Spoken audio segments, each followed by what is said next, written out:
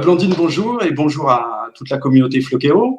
Je m'appelle Eric Macalen, je suis résident français à Maurice depuis maintenant 3 ans et je développe globalement des projets d'innovation sur le territoire mauricien, notamment dans le domaine du tourisme durable. Je suis arrivé à Maurice un peu par hasard grâce à un voisin mauricien que j'avais dans le Lot. Donc, j'ai réfléchi à une activité parce qu'il fallait que je travaille quand même. J'ai eu la chance d'avoir plein de contacts grâce à mon ami Vassen avec des gens qui vivaient ici et qui étaient dans ce secteur d'activité aussi. Et je me suis dit, il y a quelque chose qui manque. Il n'y a pas à Maurice, dans le domaine du tourisme, l'accent mis sur la rencontre avec la population mauricienne. Donc, je dirais que c'est mon leitmotiv aujourd'hui. Ceux qui le souhaitent, je leur propose d'aller à la rencontre des personnes et de la population mauricienne dans leur vie quotidienne. Donc, ça peut être au travers de cours de musique, de cours de cuisine, de randonnée, de découverte de la spiritualité indienne, qui est très, très importante. Moi, je veux bien sûr montrer que c'est beau, mais je cherche à expliquer la vie quotidienne de la population mauricienne dans le plus grand respect, dans la plus grande transparence et avec toujours un échange avec la population locale.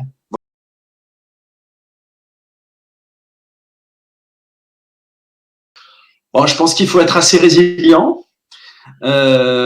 J'ai bien sûr eu à titre personnel pas mal d'annulations, parce que la semaine dernière, j'avais une croisiériste américaine qui justement devait participer à notre route de la spiritualité indienne, qui a bien sûr annulé, puisque bon, les bateaux de croisière sont plus ou moins interdits, alors selon les moments, les îles, etc. J'avais un atelier culinaire donc de cuisine créole la semaine dernière qui a été annulé, de mon propre chef. Bon, parce que bien sûr, c'est sécurité maximum. On ne peut pas se permettre, voilà, de mettre les gens en danger. Donc, bon, c'est ce qu'on disait tout à l'heure en préambule. On rattrape le retard et ce qui traînait un peu sur le bureau. On communique, bien sûr, parce que bientôt, ça sera le plus tôt possible. On aura bien sûr une reprise et puis la vie reprendra son cours. Je pense que les gens auront besoin de souffler, si je puis dire, après cet enfermement. Je dirais que les personnes qui ont une conscience ou quelques connaissances, etc., doivent partager ces règles de bon sens et de vivre ensemble. Le vivre ensemble, en ce moment, plus que d'habitude, mais également est une chose assez importante. Mais les Mauriciens, culturellement, sont habitués à ça, puisque souvent, à tort ou à raison, on les montre comme exemple de cette capacité multiculturelle à vivre ensemble selon sa communauté, sa religion, ou son absence de religion d'ailleurs. Particulièrement, on a cette habitude d'entraide ici, d'autant plus que, bon, comprenez bien mes propos, on sait bien que plus on est, entre guillemets, pauvre, plus on est généreux. Donc, on a cette solidarité, je dirais, assez naturelle ici, qui d'ailleurs a été un des moteurs de mon installation ici. Donc, j'ai pas, si vous voulez, senti de différence, si je puis dire, avec une période de bonne santé publique.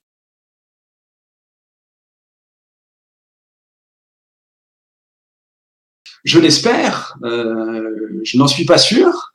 Ici, localement, moi, c'est ce que je fais depuis 2 ans. Je mets en avant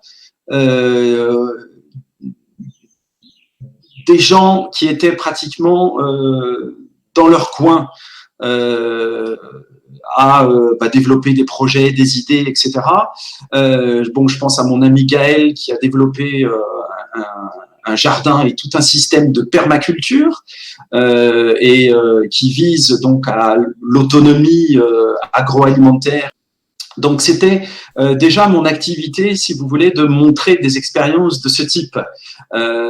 Donc, j'espère que ces expériences vont peut-être avoir plus de retour au niveau communication.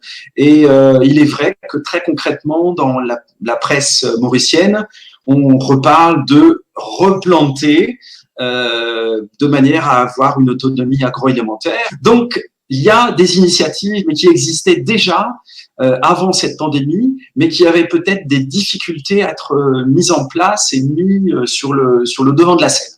Et ça, je pense que c'est en train de rentrer dans les mœurs et dans les esprits de toute la population mauricienne et des gens du gouvernement aussi. Voilà, donc les priorités vont peut-être changer dans les mois qui vont venir et c'est une bonne chose pour tout le monde.